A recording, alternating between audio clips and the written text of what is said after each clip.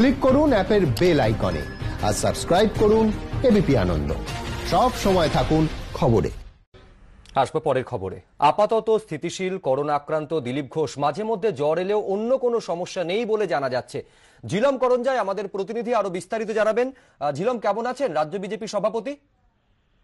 চিকিৎসক সুশ্রুত ব্যানার্জি, যিনি ওই তার ট্রিটিং টিমের অন্যতম ক্রিটিক্যাল কেয়ার স্পেশালিস্ট, তিনি কিছুক্ষণ আগেই জানালেন যে দিলীপ ঘোষ এখন স্থিতিশীল আছেন, তার জ্বরের সমস্যা ছাড়া আর কোনো সমস্যা নেই, তার অ্যানোসমিয়া বা হাইপক্সিয়া এরকম জাতীয় কোনো সমস্যা নেই এবং তার যে কোমরবিডিটি সেরকমও কিছু নেই।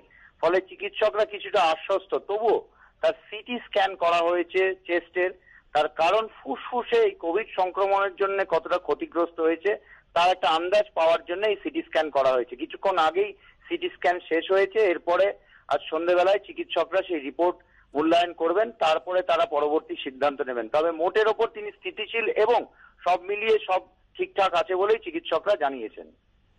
ধন্যবাদ ঝিলম।